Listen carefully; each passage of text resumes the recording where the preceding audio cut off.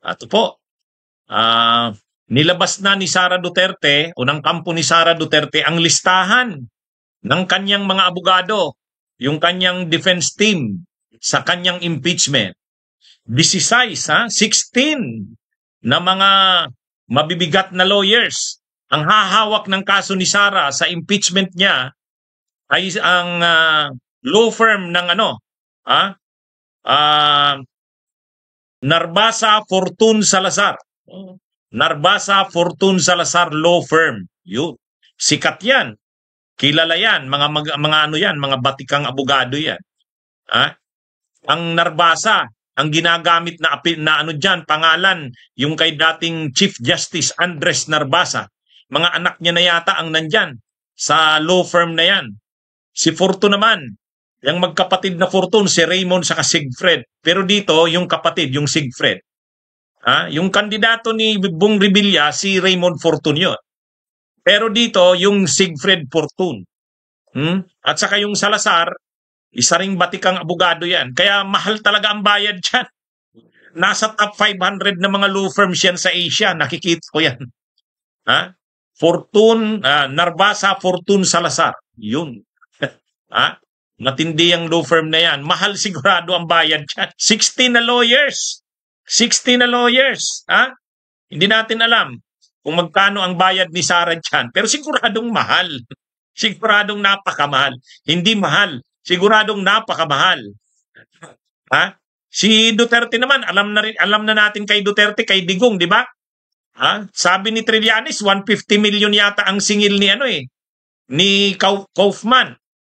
Ay kay Kaufman lang yon. Ay mayroong assisting lawyer kay Kaufman. Batikang lawyer din yon sa ICC. Si Dove Jacobs. Matindi rin yon. Sigurado, baka mga 100 million ang singil nun. Buwan-buwan yon. Buwan-buwan.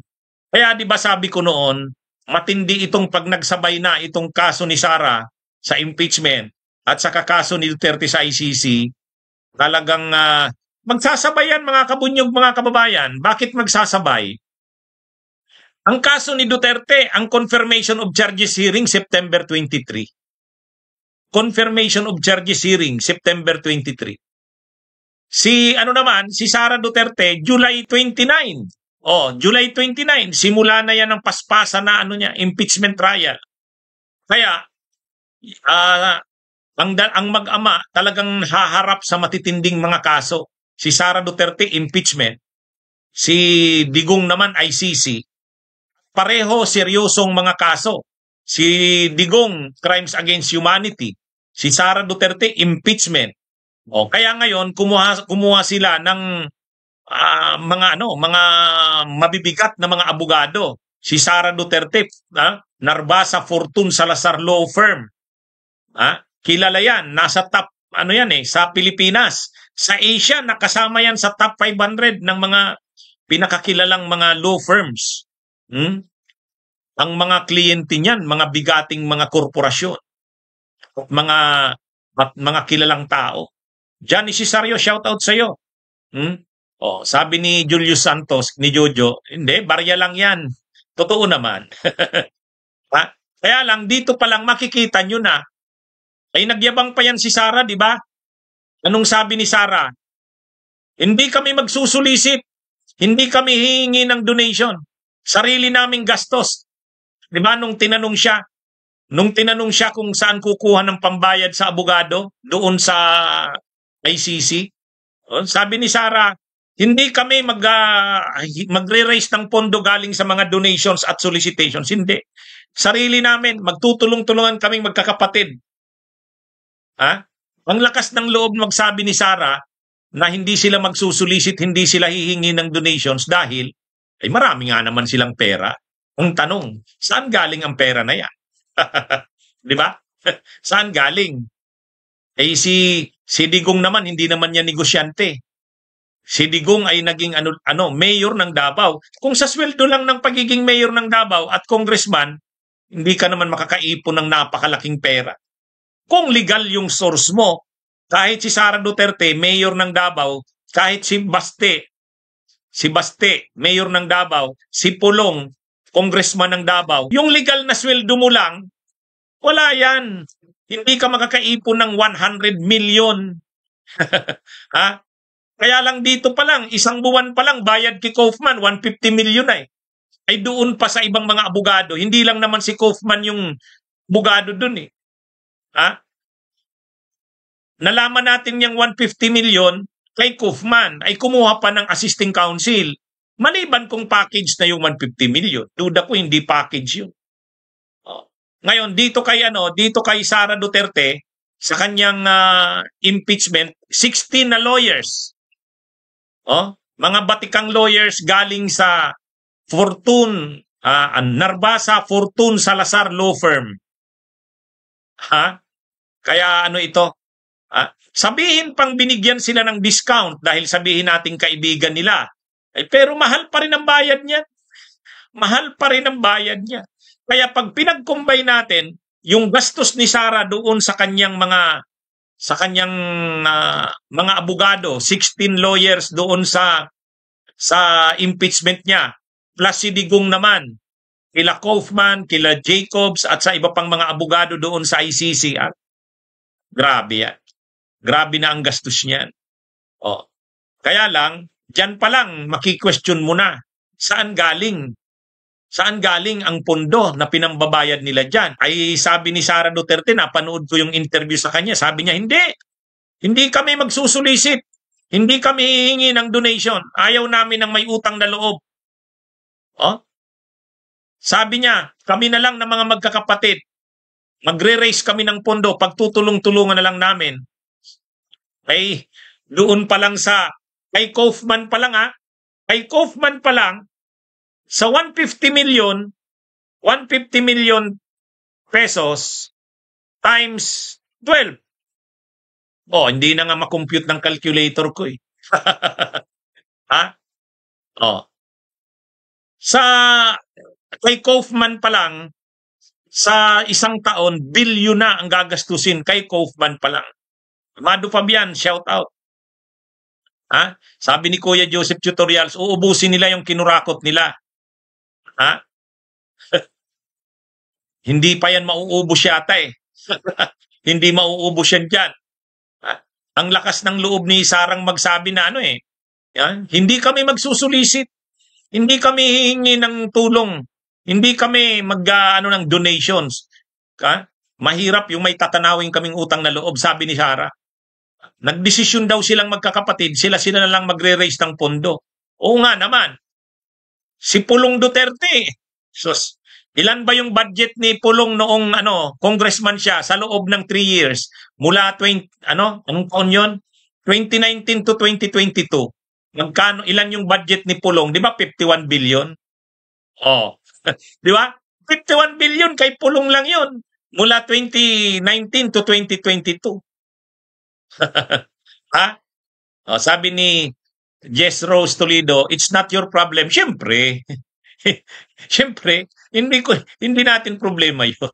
Kaya lang nakaka-raise ng yan. Diyan pa lang magsususpetsa ka na.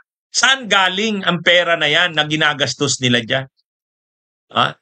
Hindi naman galing sa donation kasi sabi nila ayaw nilang humingi ng donations at solicitations eh. Sabi ni Sara Duterte, silang magkakapatid daw nag-decide, magre-raise na lang daw sila, magtutulungan. Ay sa ganyan kalaki na budget na pinag-uusapan ng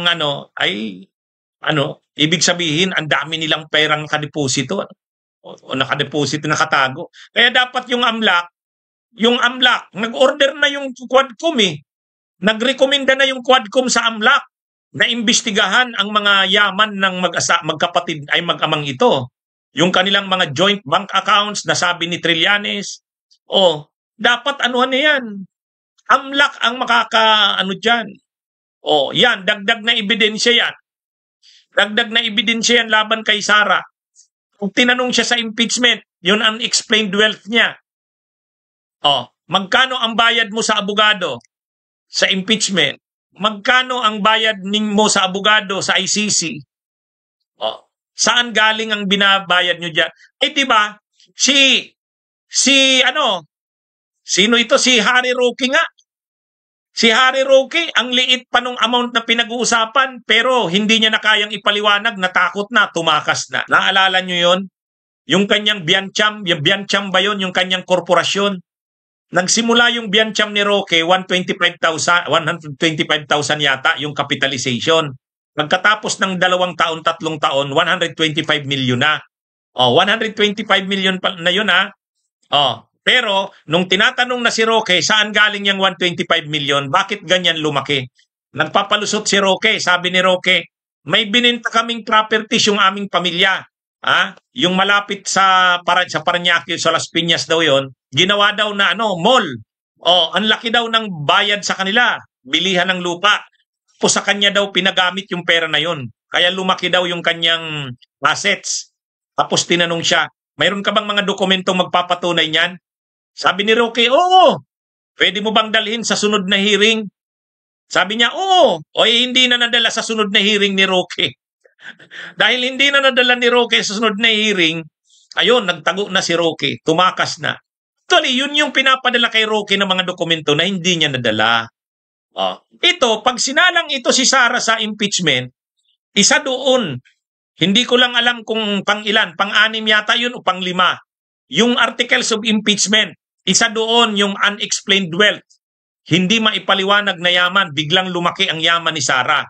Doon mabubuksan ang kanyang mga bank accounts, pati yung bank accounts na joint nila ni Digong, mabubuksan yon. Pinapaimbestigahan na ngayon sa AMLAC eh. Isa dyan sa mariraise na issue, itong mga bayad sa abogado. Itong bayad ni Digong, 150 million ayon kay Trillanes ang bayad kay Kaufman. Ay Kaufman lang yun. Ay dun pa kay isa, kay Jacobs. Dun sa 3 pa, kasi 5 yun eh. 5. Bagamat pinakamahal dun si Kaufman kasi siya ang lead counsel, ay dun pa sa iba. Kaya pag tinanong si Sara Duterte dyan sa trial niya, sa impeachment, saan galing itong biglang paglobo ng account mo? Siyempre makikita yan dahil kay dahil dyan sa AMLAC. Ilalabas ng AMLAC yan, Anti-Money Laundering Council. Naalala nyo nung si Corona?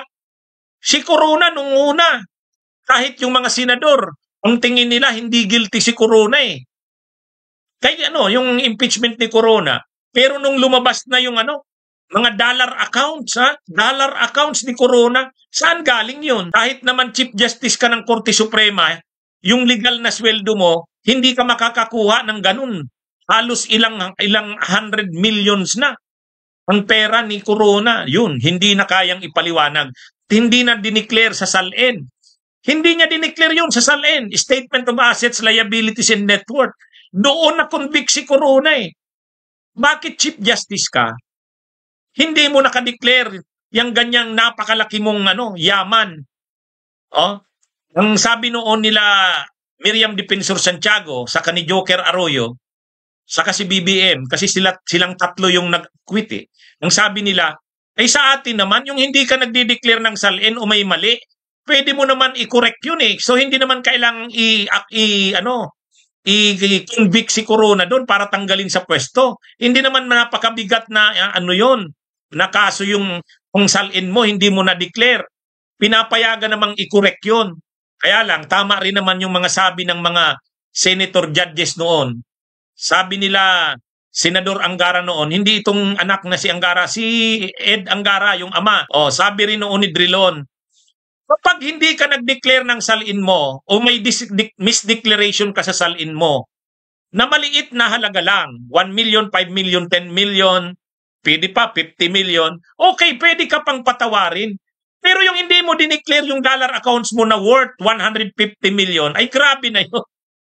Grabe na yun. Doon na technical si Corona. Kasi yung dollar accounts niya hindi nakadeclare. Ang dollar accounts, kung mayroon kang 10 million na dollar accounts, ilan na yan in terms of peso? Diba? O ganyan din ang mangyayari dyan kay Sara Duterte. Ganyan din ang mangyayari dyan. Dahil pinapaimbestigahan na sa AMLAC, Anti-Money Laundering Council, lalabas yan sa impeachment. Kaya ayaw talaga nila eh. Kaya ayaw talaga nilang magkaroon ng trial. Kasi pag nagkaroon ng trial, lalabas talaga ang mga ebidensya na yan. Malulula ka sa pag-uusapang amounts dyan. Alam nila yan. Kaya nga talagang grabe ang gagawin nila Marcoleta, nila Bato, nila Bongo, nila Aimee, na wag matuloy ang trial. Kasi tulad ng nasabi ng mga House prosecutors, sa ngayon nagsasabi pa ang mga kongresista na judges na hindi tingin nila walang mga ebidensyang matibay. I-acquit nila si Sara. Pero kapag nakita na yung mga ebidensya, ay magbabago sila ng isip. Yun ang sabi ng mga prosecutors ng Kamara, magbabago daw ng isip pag nakita. Oo nga naman, dito pa lang sa bayad na ito sa mga abogado ni Sara Duterte sa impeachment, 16 na lawyers, ang law firm na hahawak ay Narbasa Fortune Salazar. Kay Duterte naman sa ICC, kay Kaufman pa lang 150 million a month, ay 5 lawyers yun.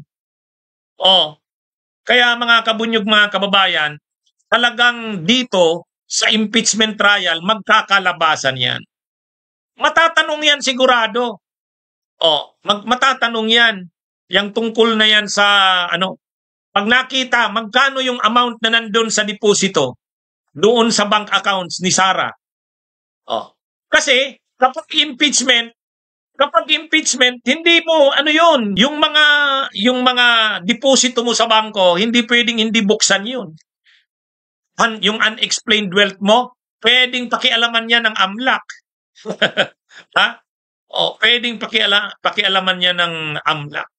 Kaya sa totoo lang mga kabunyog, mga kababayan, dito pa lang, pinag-uusapan lang nga natin dito sa topic natin, yung bayad pa lang sa abogado. Dito pa lang sa bayad sa mga abogado, maaano ka na malulula ka na. Kasi kay Kaufman nga, 150 million a month na Pangalawa, itong kay Sara Duterte, 16 na lawyers. Yung mga tipong Narbasa, Fortune, Salazar, ay lagi kong nababasa ang mga niyan, features, napi-feature lagi yan ng mga pinakamahal na law firms sa Asia at sa Pilipinas. Kaya mga kabunyog, mga kababayan, kaya ito, ang mali, hindi man lang, talagang mayabang din sila Sara, ang sabi ni Sara, hindi kami magsusulisit, hindi kami maghihingi ng donation, kasi nag-usap na kaming magkakapatid. Kami na lang, magtutulong-tulungan na lang kaming erase yung pondo na yan. Imagine nyo yun. Yung yabang nila na yan, nila Sara, rin yan? Yan din ang magpapahamak sa kanila. Sa halip na ipakita nila na may mga tutulong naman sa amin ng mga kaibigan ng aking ama.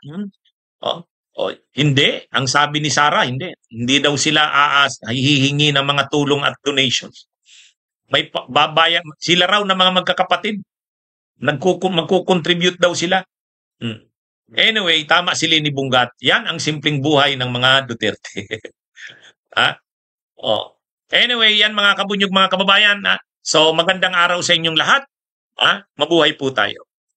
Bunyog, bunyog, halikan na kasama ka. Bunyog, kapag buklod ay may pag-asa. Luzon, Visayas, Mindanao, isa ang pananaw. Sa bagong Pilipinas ang bunyog isisigaw. Bunyog, bunyog.